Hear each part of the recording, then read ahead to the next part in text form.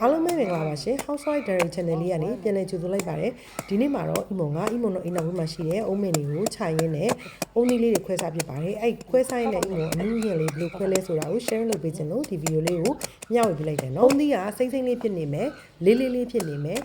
ခောက်ကြည့်လိုက်လို့အထက်မှာဘာတမ်းမှမချအောင်ဆိုအဲအုံးသီးကနှုတ်ပါတယ်အီမွန်အခုခွဲတဲ့အုံးသီးလေးကသူ့ရဲ့အုံးသီးလေးကအဲ့လိုအနီရောင်လေးနော်သူတို့ခေါ်တာပတ်နီဆိုလားမသိဘူးအဲ့ကြောင့်မို့လို့ဒီလိုအရောင်လေးဖြစ်နေတာပါအုံးသီးဒါအစိမ်းတော့တချို့ကြတော့အုံးသီးအစိမ်းဆိုအစိမ်းရောင်လေးပဲထင်တယ်အုံးသီးမျိုးစားတွေကလည်းအမျိုးမျိုးရှိတယ်လေကလောက်မြည်တာနဲ့အဲ့ရှင်းပါအုံးသီးကအခွန်ကလည်းပေါ့နော်6နေမယ်ကင်ကြည့်လို့ရှင်လည်းခပ်ပေါ့ပေါ့ဖြစ်နေမယ်အရေကိုခါကြည့်တဲ့အခါမှာလည်းကလောက်မြည်နေရဆိုလို့ရှင်တော့အဲ့ဒါအုံးသီးကရင့်တာပါ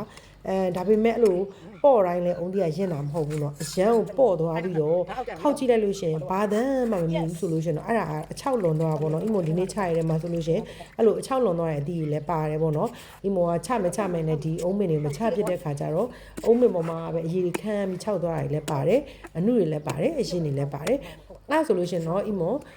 ပြောပြတယ်လို့ပဲအကြမ်းအဖြစ်အုံးသီးကိုအနုအရင်ဘယ်လိုခွဲမလဲဆိုတာကိုတော့သိသွားပြီလို့ထင်တယ်เนาะyes အဲ့ကောင်းတယ်ဇွန်းချစ်လေနုဖတ်နေရပဲအဲ့အနုမှာတော့မှဇွန်းချစ်လားလုံးဝအောင်မှဟိုကျမ်းမာရေးလားဆိုတာ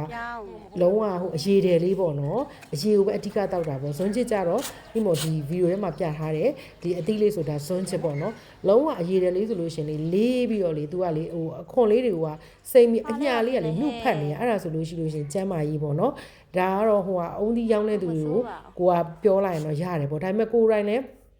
ခွဲတဲ့ချင်တယ်ဆိုလို့ရှိရင်တော့အဲ့လိုခွဲကြည့်လို့ရပါတယ်အိမ်မောကတော့အဲ့လိုခွဲတတ်အောင်ကိုယ့်ကိုမှတ်ထားတယ်ပေါ့နော်ဒါမှလည်းအုံးသီးတွေရှိရနေပြီးကိုယ့်ကရွေးချယ်ဝင်နိုင်မှာပေါ့နော်